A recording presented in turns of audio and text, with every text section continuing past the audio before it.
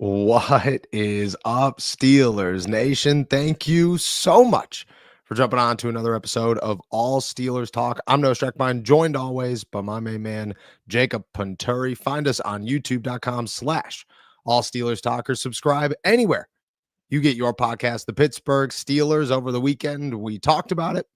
They got their quarterback. Aaron Rodgers is in town, but they may not be done adding former Packers stars this season. There's another name that's been floated out there that just got released that we'll dive into on whether or not the Pittsburgh Steelers should make a move for him. Jacob's got some strong opinions on who the biggest winner of the Aaron Rodgers deal is. And we're talking ceiling and floor because everybody's wondering the same stuff. What can the Pittsburgh Steelers do now that they have Aaron Rodgers, and what's in store if everything goes wrong for the Pittsburgh Steelers? Plus, as always, we will be answering all of your questions, so toss them in the chat.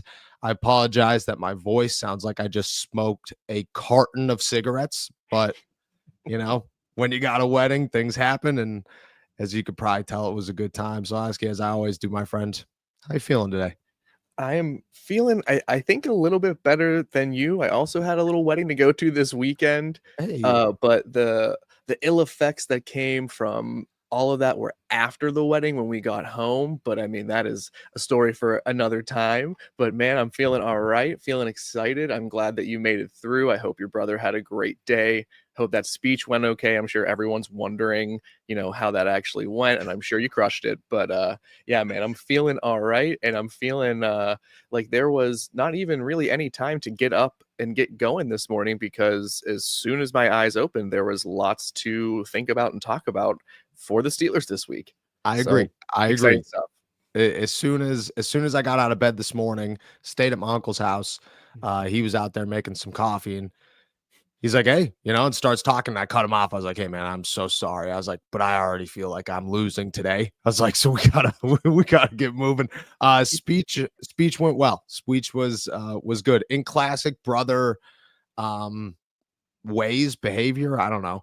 We went to the rehearsal dinner the night before, still didn't write the speech. I was at this point, I was like, all right, the best time for me to do this is to just sit there at the end of the night and just pound this thing out and get it done. We're good to go. Came back. My brother's like, we're going out, right?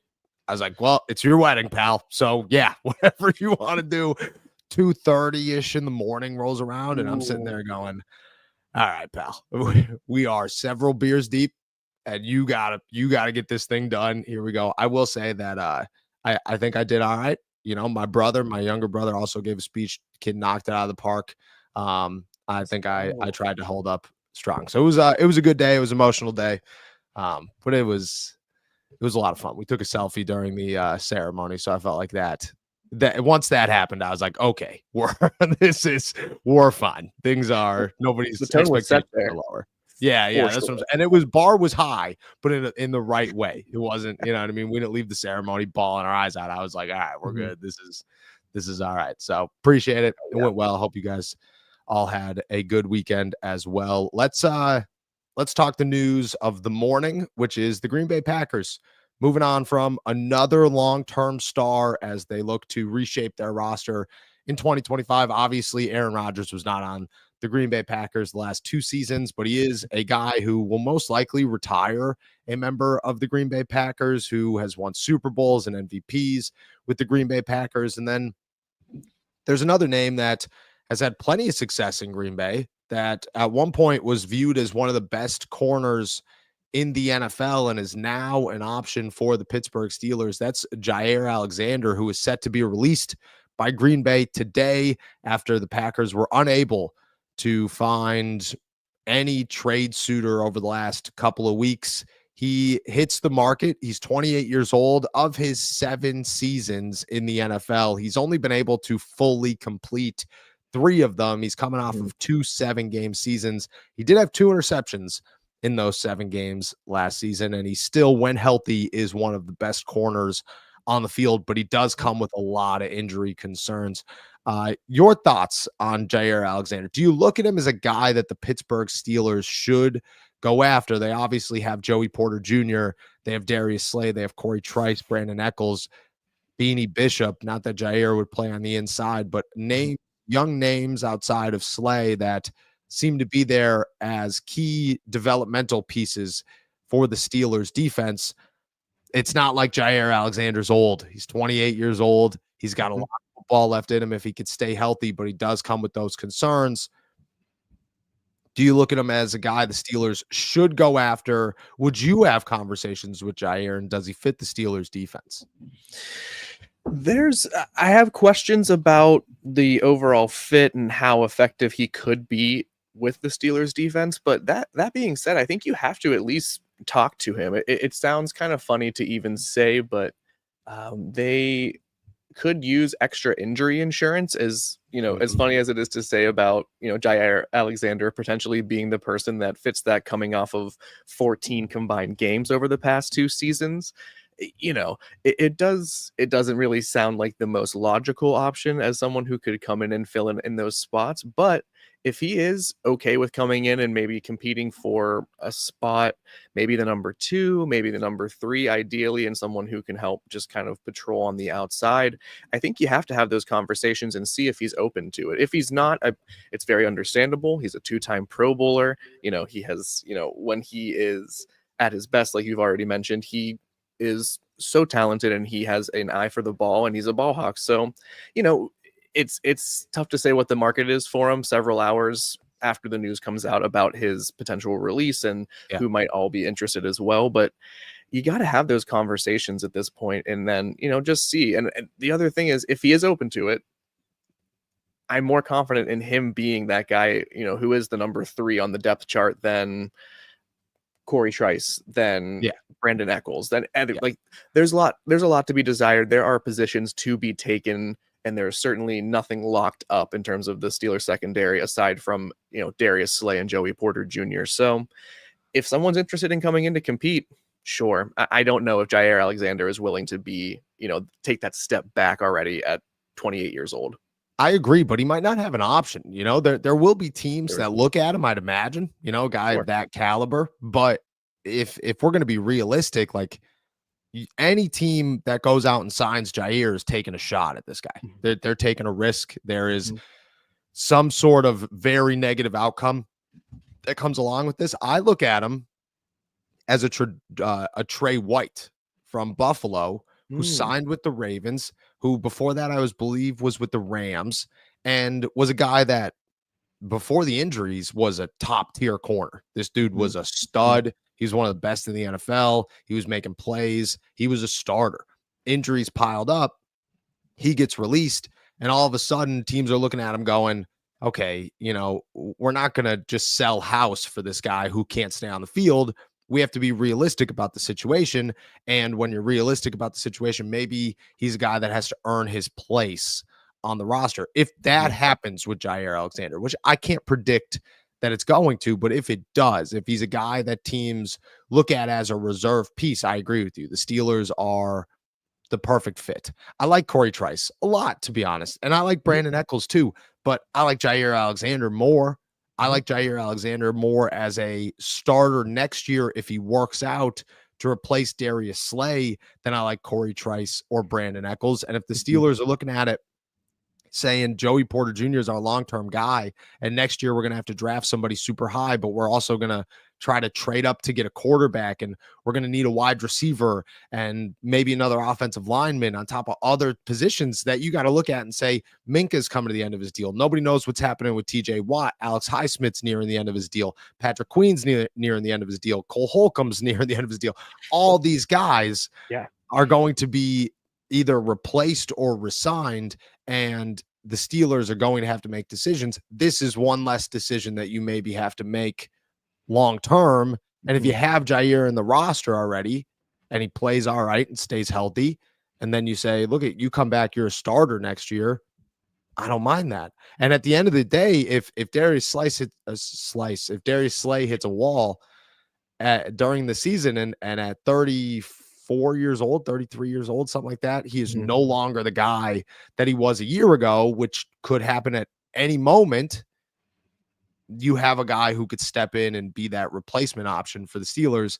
And while I'm confident in Darius Slay, that is a risk, and a risk Mhm. that the Steelers have to address. So I agree with you. Like I think he's a great number 3 option for the Pittsburgh Steelers if he's cheap.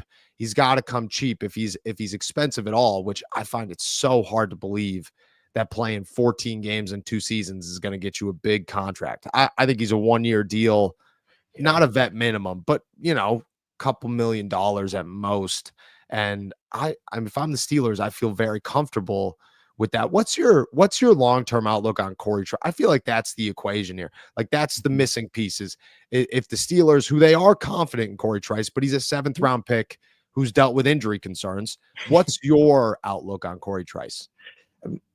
I think if you are feeling confident that he is the long-term answer, either as the number 2 or something more than that, you're playing a very dangerous game. I understand, and I agree with the Steelers' whole approach with secondary, or overall approach, where they like really covet length, and they really covet like the ability to like be like sticky on the wide receivers. And Trice and Porter Jr. certainly fit the bill with their hulking cornerbacks compared to someone like Jaire Alexander, who's I think 5'10", but yeah, so I understand the makeup, the sort of like overall search for that type of physical player. But I don't know if Corey Trice, he's certainly not done enough on the field for long enough to show that Yeah. he is ready to take that on, or is just one sort of hot stretch away, or a few games away, a little bit more of experience away from taking that next step. I still don't see that. I think he has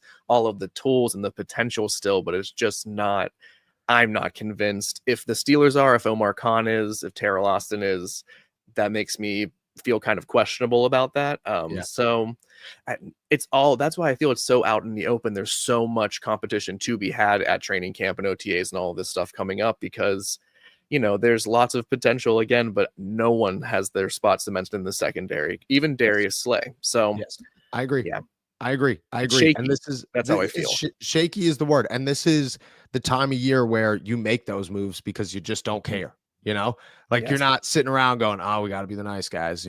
Corey looked good at OTAs. No, you make the moves where you're trying to go win a Super Bowl. And I think Jaire Alexander is a name. I wouldn't say watch, but he's a name out there. Do the and we'll move on after this, but do the character concerns bother you? Do you think that hinders the Steelers' potential to go after him? I mean, this is a team that they have made it very clear they are not messing around with bad personnel, bad personalities anymore.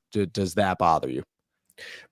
Potentially, I think the Steelers have kind of thrown caution to the wind in terms of that right now. I think the goal has prioritized championships now. It's about bringing in maybe the best players for the next month or so to see what gives them the best combination and mixture. I mean, I hate to say it, but you brought in someone with a concern to be your starting quarterback. So if we are going to sweep that under the rug, then I think we have to be okay with maybe another personality that doesn't mesh well and has some questions in their past coming into the locker room. But also Rodgers might have some insight as a former teammate of his. It could benefit him in that regard to have someone who's already familiar with him in the organization. So I don't rule it out with the character concerns, but Yeah. Again, we're playing a dangerous game here where it's like, okay, it seemed like we were going down a road, right, of Yes. clearing house, setting a new standard, getting back to tradition, or getting back to this, mindset that Mike T is all about in the organization that comes, from Rooney on down. But for a championship, it seems like maybe we're taking a right turn a little bit. And so, no, character concern isn't writing anyone off right now.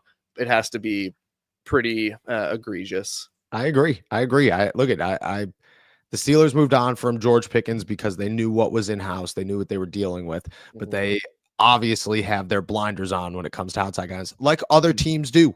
Like every other team does. They think they could fix this guy. They could fix George Pickens. They could fix Kenny Pickett. They could fix whoever. The Steelers think the same way. And then they show up and it doesn't happen, but right. They feel the same way. All right, let's change course here. Let's talk wide receivers, winners of the Aaron Rodgers deal. That was the biggest news over the weekend. Everybody's freaking out about it. It feels good that it's finally over, to be a little bit honest with you. And it feels good to have an understanding and a little bit of an excitement of what is going to come for the Pittsburgh Steelers. We'll get first eyes on them tomorrow. I'm driving back today. And I can tell you, I'm fired up. Like my last month of life has been so hectic and chaotic. And I mean, I've done more live streams in my parents' guest room than I have in my office, I feel like. But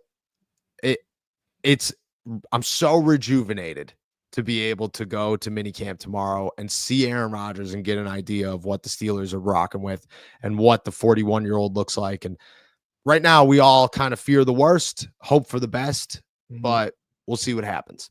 Let's talk winners of this entire deal, because you have a clear name that you wrote a story on, came out first thing this morning on si.com/NFL/Steelers about who your clear winner of the acquisition is. And I kind of want to give you the floor here to tell me about him.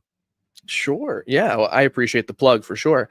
So as I'm thinking about the Aaron Rodgers signing and what this is going to mean for the Steelers, I couldn't help but to think about Calvin Austin and what this could do for him and the potential breakout season. As I've been coming to the conclusion and like going through, who should the Steelers be targeting for wide receiver depth, wide receiver 2, we talked about so many names over the past like month or so. It seems to me that Calvin Austin stands out as the best fit and the person who is poised to like benefit the most offensively from having Aaron Rodgers under center. And I think there's one huge reason that stands out right now, and I wrote about it a bit in my story this morning that came out.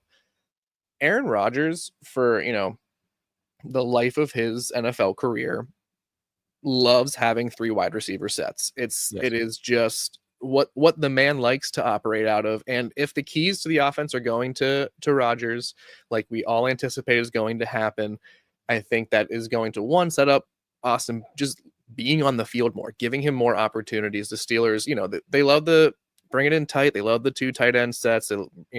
If your favorite DJ Thomas Jones makes the team, or if Connor Hayward transitions into the full-time fullback or something like that, could be a lot of in tight sets. That'll put Austin off of the field. But when Rodgers is maybe in the zone calling the offense, I think we're going to see a lot of him.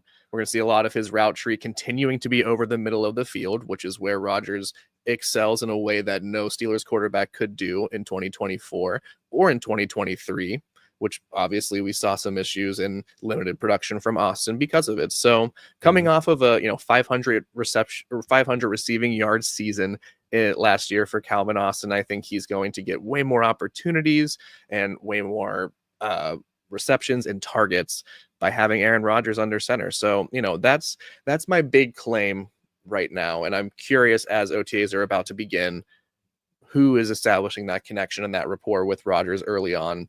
I anticipate it being Calvin Austin, and that's what I'm going to be checking out as well. Yeah, I love that. I think Calvin Austin is a guy that has a ton of untapped potential. I think that is such a misconception about Aaron Rodgers, is that he doesn't use the middle of the field, and that people say, oh, he's old and he just doesn't do it anymore. At the beginning of last season, Aaron Rodgers didn't use the middle of the field. It wouldn't happen. By the end of last season, Aaron Rodgers was killing it over the middle of the field. And you could go, there's a video, I want to say Derek Bell shared it on Twitter, I don't remember who, where it's like 6 minutes of Aaron Rodgers just throwing darts up the seam. And you're looking at it going, the Steelers haven't been able to do that in years. They haven't even tried to do that in years. And Calvin Austin, that's where he benefits. Calvin Austin's a speedster. He's a deep threat guy who can beat anybody down the field. The problem is that you're not lining him up on the outside and saying, hey, go beat, the 6'2" corner on the outside. You better have 4 steps on the guy by the time the ball drops in your hands, because otherwise you're not catching it. It's not even making it to you. In the middle of the field, Calvin Austin could use the seam to get open and beat guys down the field. And I think that's going to excel so much if Calvin Austin turns into a stud, which I think he's got all the potential to. I mean, that's the thing with Calvin, is when they drafted him, I think it kind of got overlooked eventually that Calvin Austin was a guy that they said they had a second round grade on, that they thought was an absolute diamond in the rough, and they couldn't believe that he fell to the 4th round. That's the only reason they drafted him. They didn't need another wide receiver. They didn't even want another wide receiver. They just said nobody on our board's even close to Calvin Austin here in the 4th round. I think that he's got all the potential in the world. To me, that would be a game changer for the Steelers, because I do anticipate them adding another wide receiver. I think everybody does at this point. But I look at them and say, you could have DK Metcalf and you could have Alan Lazard or a Gabe Davis or a whoever. But at the end of the day, Calvin Austin and Roman Wilson are going to be the ones that decide if the Steelers offense is elite or not. If they're the guys that, okay, Aaron Rodgers has this third weapon who is dominant, who is just a close to, if not 1,000-yard receiver that nobody's paying attention to yet. And by the time they start paying attention to him, it's opening up other doors. I think Pat Fryermuth's going to be in the same boat there, but I obviously think that teams are going to be paying attention to Pat Fryermuth. So I love that for Calvin. I love it for Roman too, but I think Calvin's skill set, I think his experience at this point, like Russ was so complimentary of Calvin Austin and what he can do on the football field. He just wasn't able to play with them because Russ doesn't play that style of game. But he saw the potential in him. And I think Calvin has a ton of potential to have a breakout season for the Steelers. And again, I think Pat does as well. Do you put Roman in that same kind of boat or not yet, maybe?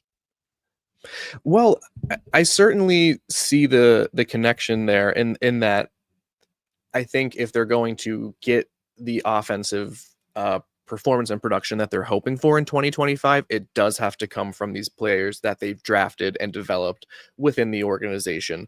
Sure, the depth is probably going to come at some point. We can argue till we're blue in the face about who is the best option to bring in to complement the offense. But yeah, it does have to be Calvin Austin and Roman Wilson taking the next step, whatever that is. And for Wilson right now, it's just getting on the field and showing that he can make any impact and be healthy, right? But I mean, that would be the next step, and then we can go from there. But yeah, for Calvin Austin, I think last year maybe we were a little premature in anticipating that next step for him, because he's a speed demon. There's so much to love about his game when you're just watching him, and when you see that big play potential materialize, you're like, this guy is very special. So maybe we were just a year or two early. He needed another year of fine-tuning, of just seasoning. And here's the other thing that Aaron Rodgers brings for Calvin Austin is that I'm going through the past few seasons of him in Green Bay, but even last year with the New York Jets, he had 5 different receivers, including Breece Hall, who brought in over 440 receiving yards and caught at least 5 players with at least 35 receptions, 4 with 50 or more. So that sort of spreading out of the ball is something that, again, we're not used to seeing over the past few years in the stagnant Pittsburgh offense. Rodgers does bring that. Calvin Austin, there's lots of opportunities for him to step up and to take that next step and for it to feel significant. So yeah, that's going into OTAs and training camp. Like, are the seeds there? Is that starting to germinate? It can't be right away. I understand that, but that's something that I think is way more plausible and realistic in 2025 than it was last season. I agree. And that's a great transition into what we're talking about next, is like, when it comes to Aaron Rodgers, everybody tosses out he won 5 games with the Jets. He had better weapons, which I don't think I agree with, but excuse me. And maybe he's past his prime, potentially. But when I look at the Pittsburgh Steelers right now, it's not about Aaron Rodgers coming in here to be a 4-time MVP. It's about Aaron Rodgers coming in here to be a little bit better than Russell Wilson, a little bit better than what Justin Fields was, and to be able to utilize all of the parts of the offense that nobody was able to utilize. And he doesn't have to utilize them like Tom Brady does, or like he did when he won 4 MVPs. He's just got to be able to utilize them, because the Steelers haven't been able to do that. Mitch Trubisky wasn't able to do that. Kenny Pickett wasn't able to do that. Mason Rudolph did it a little tiny bit in 4 games. Russell Wilson wasn't able to do that. Justin Fields was told not to do that. Aaron Rodgers isn't going to be told, don't turn the ball over. And if he is, he's going to say, look it, dude, I don't care what you say. I know how to do this. I've been doing it a long time. I've done it well for a long time. I'm going to throw the ball where I believe the ball needs to go. And again, like, we don't even know if these guys, everybody writes these guys off, myself included, but we don't know if there's more there. That's my biggest argument against going to get a guy like Jonnu Smith, is that we have no idea how good Pat Freiermuth is, because last time he had a good quarterback, he was a rookie. And since then, he's done nothing with no quarterbacks. And this is the first time where I'm not saying Aaron Rodgers is a great quarterback. I'm just saying he's the first quarterback that's walked into Pittsburgh where you say his resume tells me he's going to be able to utilize Pat Freiermuth. And that's something the Steelers have not had. So I'll go off of that and I'll ask you this. As we head into minicamp tomorrow, which will be fun. I'll be talking to Aaron like 6 minutes before we get on this podcast. I'll be going live from the parking lot at good old UPMC Rudy Sports Complex. As we head into minicamp and you look at Aaron Rodgers and you look at everything going on, in your eyes, what comes of this? I saw somebody, I don't even want to give names, to be honest with you, because I just think hot takes are wild. But somebody said the Steelers aren't Super Bowl contenders. They're Super Bowl spoilers, which maybe is correct. Maybe it's not. Ryan Clark said that the fans should be pissed and that they should burn jerseys. And then Cam Hayward was like, what are you talking about, brother? Stop it. All over the place. I don't think we've given a hot take yet. I don't even think we've talked about what the Steelers can do with Aaron Rodgers now that he's here. But now that he is, I mean, do you look at the Steelers as a team that is any, I mean, I think obviously they're better, but any closer to pulling something off, or do you look at them and say their ceiling is still 9 wins? Because I think a week ago we were pretty, Steelers might make the playoffs with Mason Rudolph, and, cool, awesome, fun, So, okay, here's my hot take with Aaron Rodgers. And I don't think it's that far off from like the worst case scenario that we have skirted around when Mason was QB1. The floor of this team, even with Rodgers being QB1, is that they just take an actual step back and have a losing season. Like, that could be a 7-win season. Maybe people are going to throw around the 5-win season just because he's coming off of that with New York. But the hot take here is that, of course, a losing season is still possible, even with Aaron Rodgers here, in the same way that Mason Rudolph being the presumptive number 1 made that a possibility. The same way having a 6th-round pick in Will Howard be your starting quarterback would also put you in danger of that as well. So the floor is certainly still a losing season. I think it's possible they could lose 10 games, going through the schedule one by one. Yeah. My ceiling with Rodgers would be 13 games. I think that is the absolute most amount of wins they could get this year. Okay. If everything goes their way. I think the floor is they win 7 games and lose 10. I do see 10 losable games on their schedule. So is that crazy different from what we were talking about, what you have been talking about with Mason and being the number 1? I don't know. I think the potential has still been there that, maybe this team has just been going in the wrong direction for too long, and this is what comes of it. But there's also very possible, and I think it is more likely today in June 9th than April 9th, that they can win a playoff game in 2026 when the playoffs begin. So I think those could be true. Contenders with Aaron Rodgers? No, I think they're contenders to win a playoff game for sure. Okay. I still don't see them being Super Bowl contenders. I can see them being good. I still just don't see them being true Super Bowl contenders yet. And I think I will also, leave space to be convinced otherwise, very quickly. But I think they're better for sure. I still don't see them being the biggest threat to the Chiefs or even to the Ravens or Bills or some other upstart team in the AFC. Like, I still think the Texans or something like that have a higher ceiling right now than the Steelers just because of quarterback situations. So, like, I don't think it's crazy for either direction to really happen right now because they are really in still such a limbo sort of a situation. So, Do you okay, so I'm gonna rattle off some playoff teams, and mhm, I want to know if the Steelers have a better shot, if the Steelers could, in your eyes the Steelers could contend with them. mhm, And some of them didn't make the playoffs last year, but are still probably considered playoff teams. The mhm. Miami Dolphins. They can contend with them.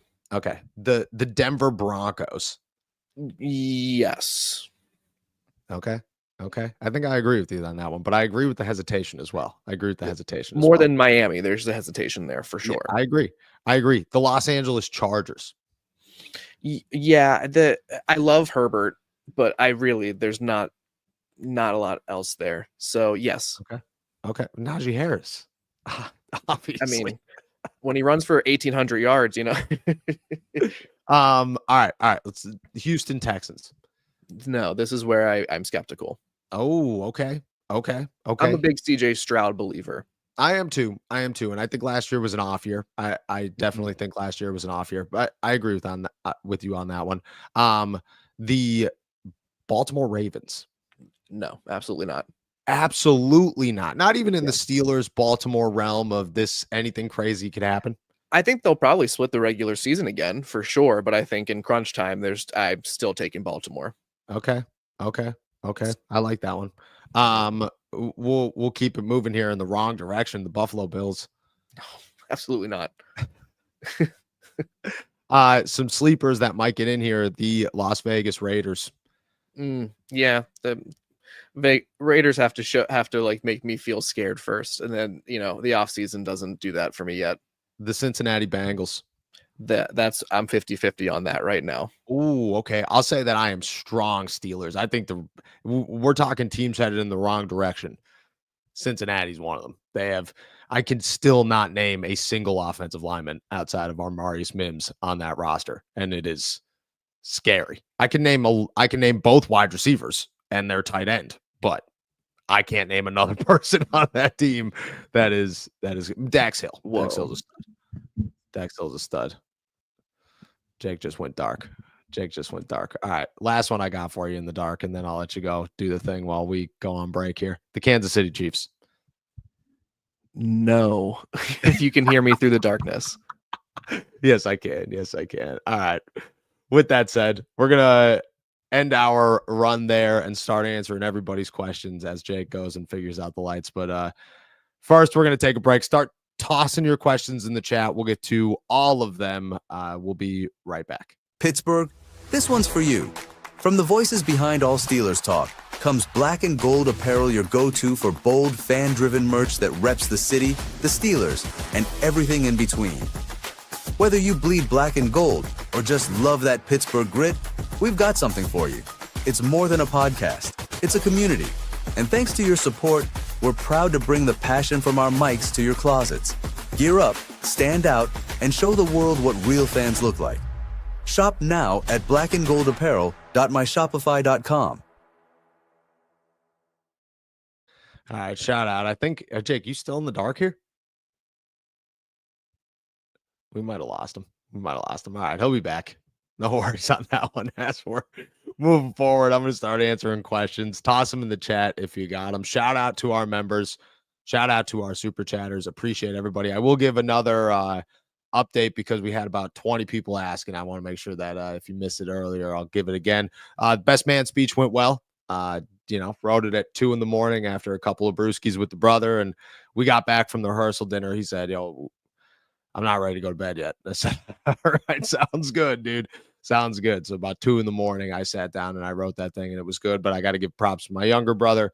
He gave best man speech as well. Smoked it. Yeah, I mean, tears walking up there. And I told him scumbag move because I wasn't ready to cry. And then he had me crying and then I had to go give a speech, which wasn't cool, but no, kid killed it. It was a great time. My brother, there's no chance my brother's watching this. He's a Packers fan and, he gets all his Steelers stuff from me anyways. So congrats, my guy. Hope you're doing well. All right, let's start it off here with James.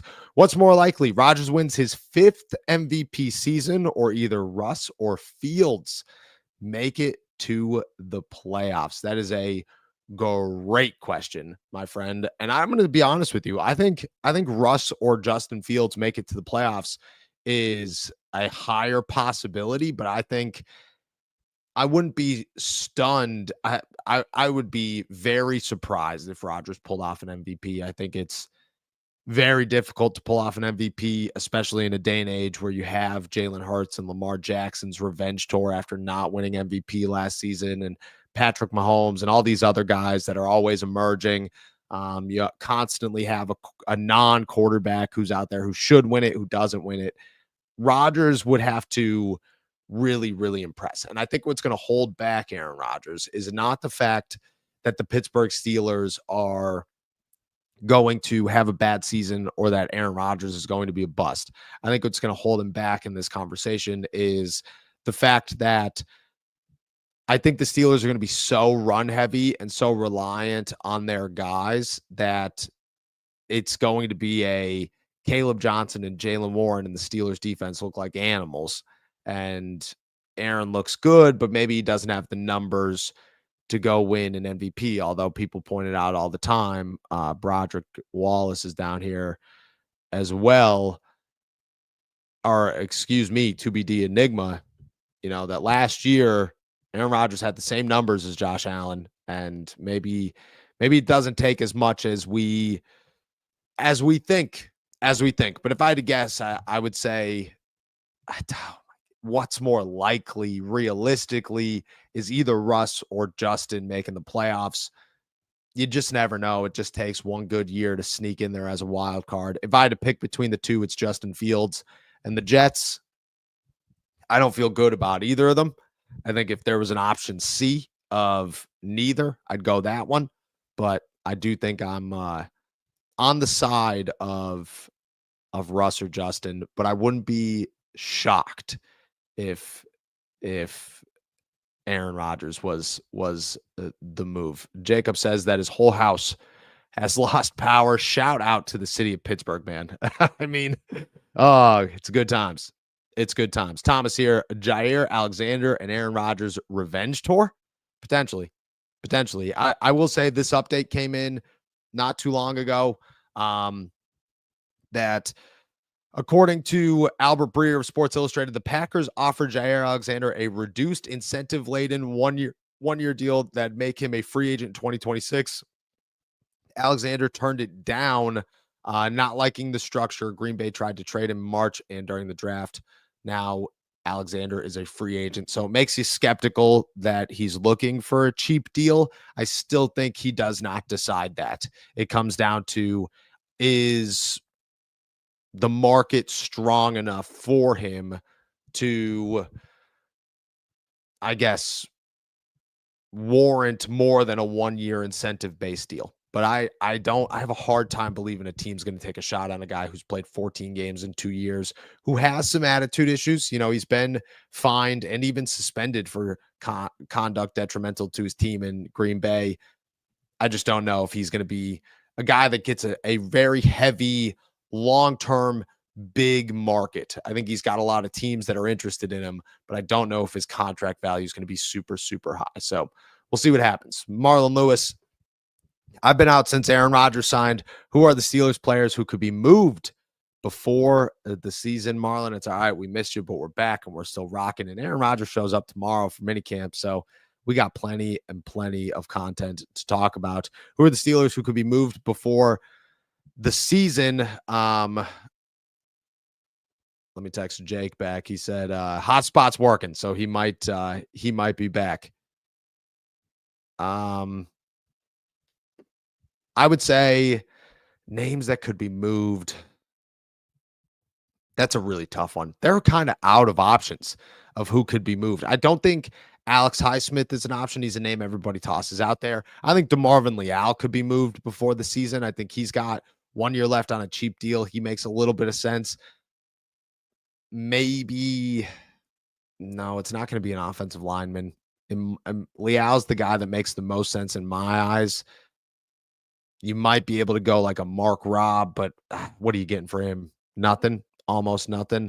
And I don't think any of the safeties are being moved as well. So I honestly, if we're going to be honest, I don't know what the guys who could be moved, because I don't think there are any where we sit here today. And with that, I'm going to welcome back our pal, our partner in crime, Jacob Venturi. He's here in the Spooky darkness. ghost version.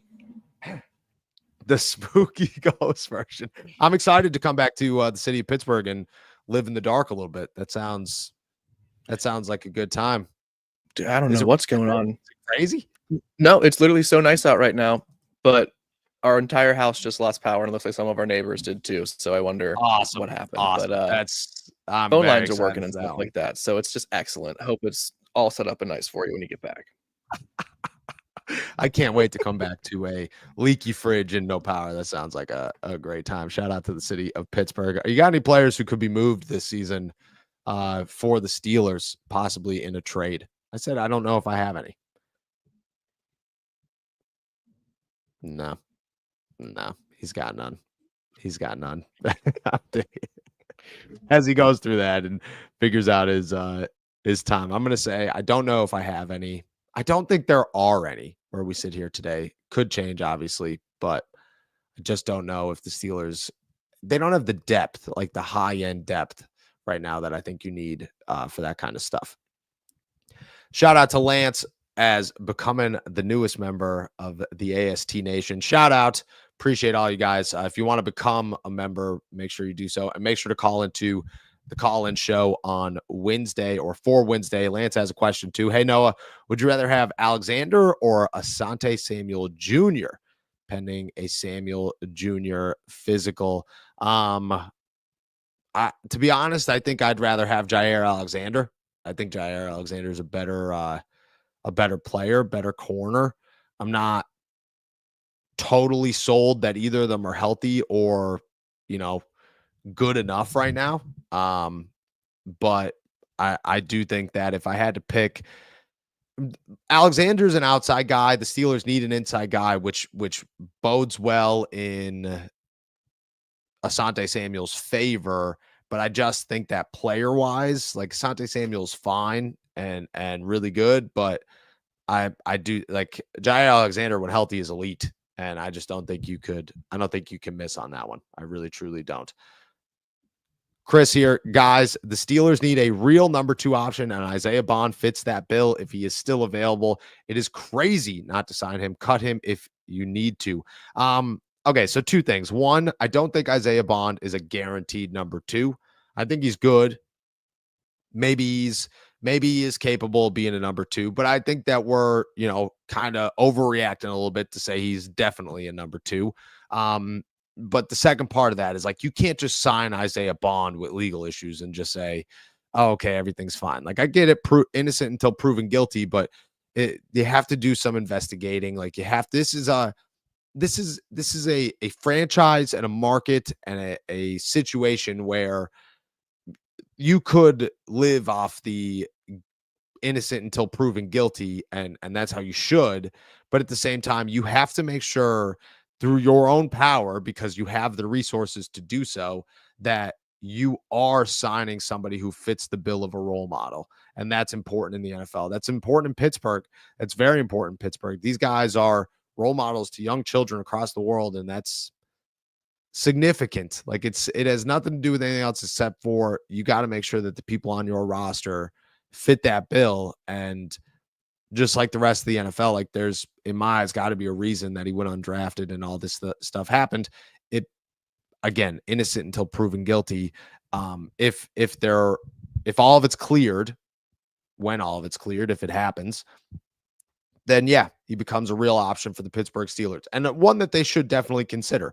But either they have to hold their own investigation, which takes time and effort, or you got to wait it out and see what the NFL or the legal system comes up with in that same manner. But I do agree with you that the Steelers do need a wide receiver too. Maddie, a member for 4 months. Which wide receiver would complement our offense while letting Calvin Austin and DK thrive? Who would you like to see? I think Allen Lazard fits that bill. I think Gabe Davis does fit that bill. I truly do. I think he's a bigger option who could be a deep threat on the outside, while Calvin Austin and DK Metcalf are guys that could do literally anything. Roman Wilson could do anything, but he's a speedster and a route guy that fits really, really well. And then you have Pat Freiermuth. Like, I think Gabe Davis fits perfectly. I think Romeo Dobbs fits that bill as well. I think Tre'Davion Wicks fits that bill just as well. I think Alan Lazard fits the bill well. Another big physical deep threat guy. Out of the realistic options right now, those are the names that make sense. Chris Olave obviously makes a ton of sense, but he's not realistic right now. Scary Terry makes a ton of sense, but he's not realistic right now. When it comes to, guys that the Steelers really could go after, I would guess, and I would name Gabe Davis as like the guy that just makes sense for the Pittsburgh Steelers to say he's a big body with strong hands who works well in the red zone. And that fits well if the Steelers have Calvin Austin, DK, and Roman and Pat all doing their thing. Eddie the First, also a member for 4 months. Appreciate you. Noah, what's the member count now? I want to say we're over 200 to something. Let me take a look as we're chilling here right now. It's pretty good, and I can't tell you guys how much I appreciate it. Oh, it's a little lower than I actually anticipated. We are only at 150 as of today. 155 as of today. Thought we were over 250. But things come and go, and we're still rocking. But it's all right. We got some good things coming. We've got member giveaways coming, which is huge. Just kind of waiting for the roster to round itself out. But member giveaways are going to be big. Super chat giveaways are going to be big. And just live stream giveaways. They're all coming as things get good and we settle down after the debacle of the offseason. We're in a good place. So shout out to Eddie the First, dude. The first of 155 people. The first. Seth, love the show. Been watching for a few months, but I got to say, I'm going to start charging for the tagline. Keep on trucking. Excited to see that merch. That's hilarious. Yo, that's so awesome. To be honest with you, I think you have to like get a custom made one that says keep on trucking, and then like on the tag or something, it just says Seth Truckin' Miller. That's where it's at. That is fantastic. This is so comment of the day, dude. Easily comment of the day. Shout out, my man. That's awesome. That's awesome. Macaroni Salad, member for 4 months. 4 months and going. Keep up the great work. Start bench cut for picnic sides. Potato salad, macaroni salad, or coleslaw. That's a dangerous one. Look, I'm going to be honest, my friend. Macaroni salad's a keeper. I'm keeping, but I'm not starting. I'm sorry. I'm a coleslaw guy for days. I love a good coleslaw, my friend. I've always loved a goal. I'm a guy where if I go somewhere and coleslaw is a side option, I will pay extra to have it added to my side. I just, coleslaw is where it's at. Macaroni salad, my friend. You're chilling. You're staying on the team. You have to stay on the team. Couldn't do that to you. Wouldn't even think about it. Our potato salad, who also was at, if it wasn't you, is another great member of the chat. Sorry, my friend. But macaroni salad's just like refreshing, refreshing. Not too deep, not too heavy. I'm a big fan. Shout out, my man. Can't appreciate all you guys who are members for 4 months. It's crazy. And I will say to Eddie the First question there, we were just about 200. So we're up and down, but it all depends on a month-to-month basis and how things kind of go. And I imagine once we get closer to the season, things start popping and giveaways start coming quick. So appreciate you. Chris here. I don't like Beanie Bishop as a slot corner. Any free agent options? Asante Samuel Jr. tops that list. But I think Brandon Echols could play in the slot if the Steelers need him. I think Dante Kent's going to get a shot to play in the slot. I think Juan Thornhill could play in the slot if you need him. I think undrafted rookie Sebastian Castro could play in the slot. Corey Trice has experience on the inside. It all works. But when it comes to like actual options out there, Asante Samuel Jr. is head and shoulders above the crowd. And I look at Asante Samuel Jr. as an option for the Steelers if, he's healthy and come the end of July, July, when he's ready to sign, the Steelers aren't impressed with Beanie Bishop and ready to kind of make him their guy. But right now they'd like Beanie and they're going to give him an opportunity. I agree with you. I'm a little skeptical about it, but they like him. To be decided, enigma. Maybe I missed it. What happened with Gabe Davis? He's actually headed to the New Orleans Saints tomorrow for a free agency visit. So nothing happened here. I was told that the medicals didn't come back great, that he still got some time before he's ready to be out there and be a member of the team. So not the best situation. And the Steelers are kind of being cautious with it. They're not in a super big rush, but I don't think Gabe Davis is either.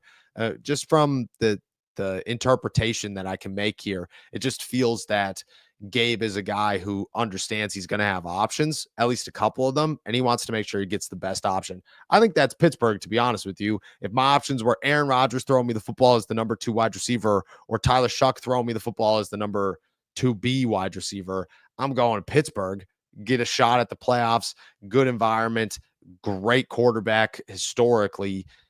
It just makes more sense in my eyes. But right now, Gabe is not signed. The Steelers let Davis walk after the meeting. That's never a good sign for a team and a free agent after a visit to leave without a deal. But I would say that I'd keep him on the radar if things don't heat up, if nothing changes in the coming weeks as we get closer to training camp. I could see the Steelers circling back and going after Gabe Davis again.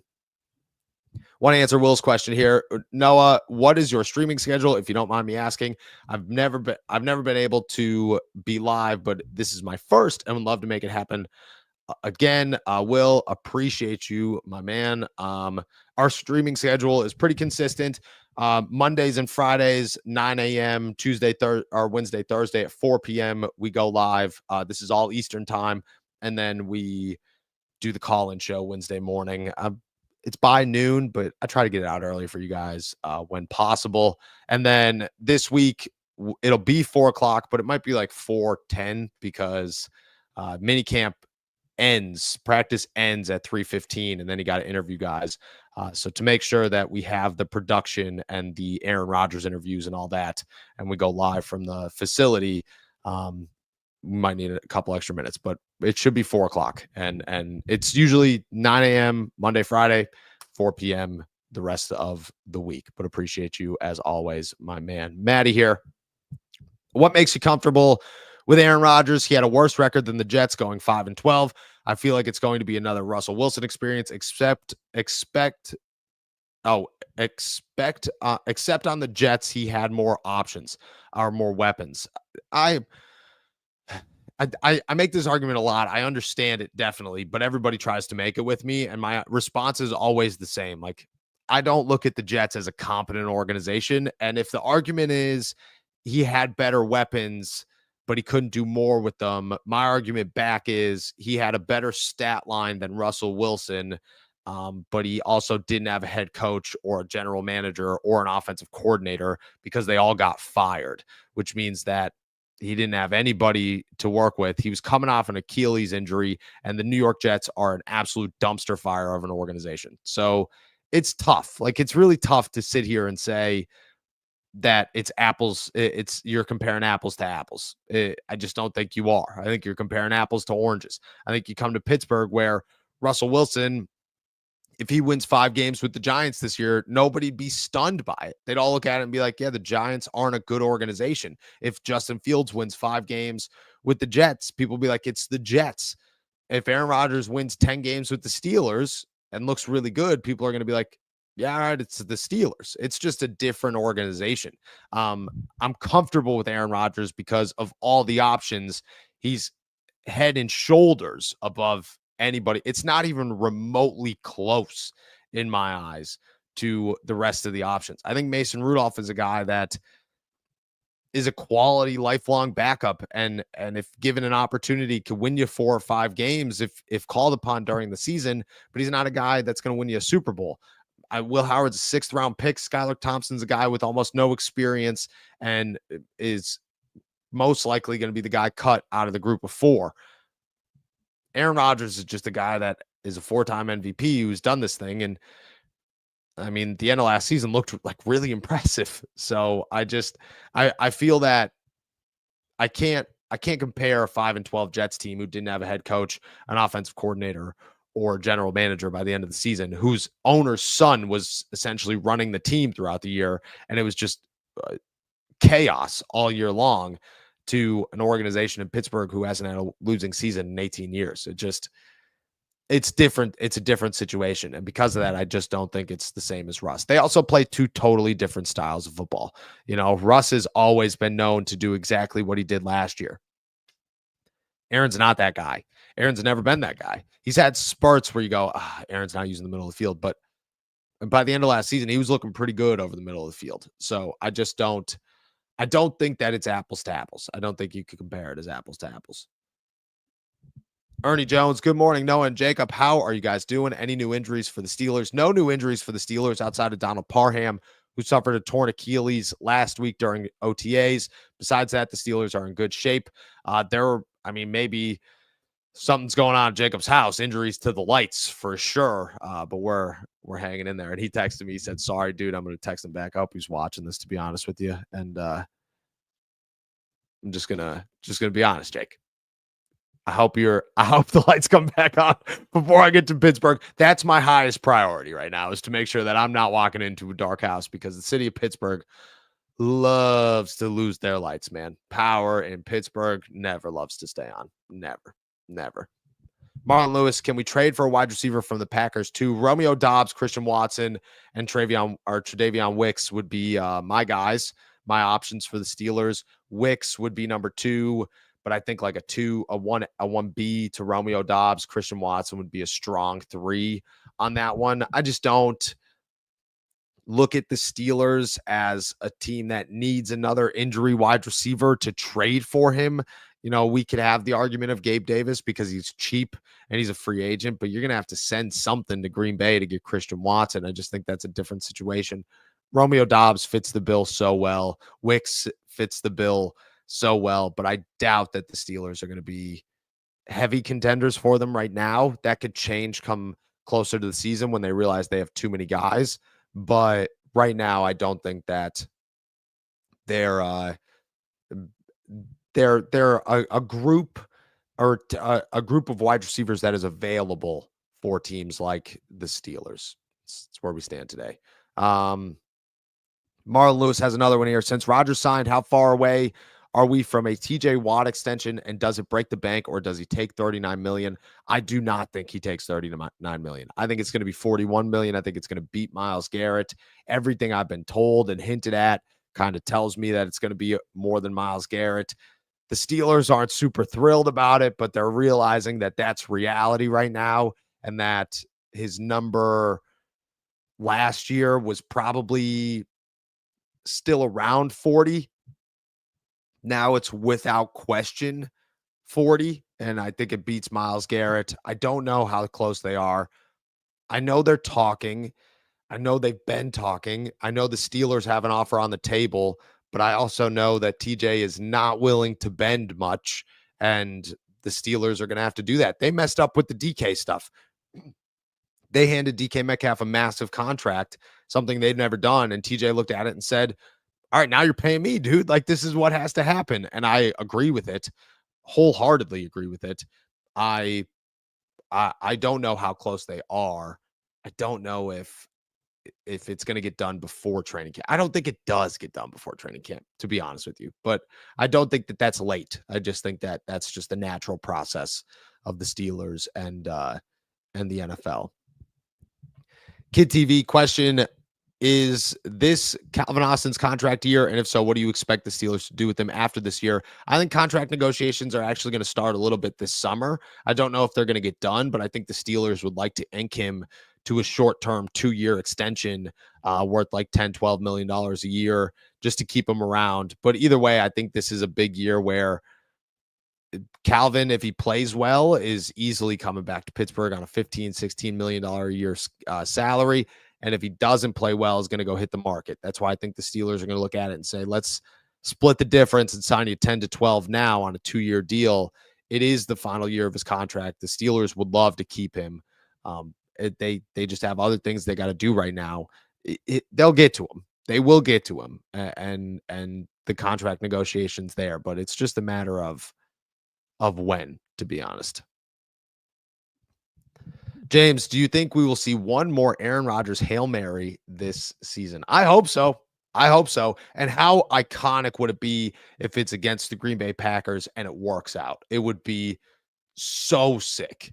It would be so sick to watch that happen.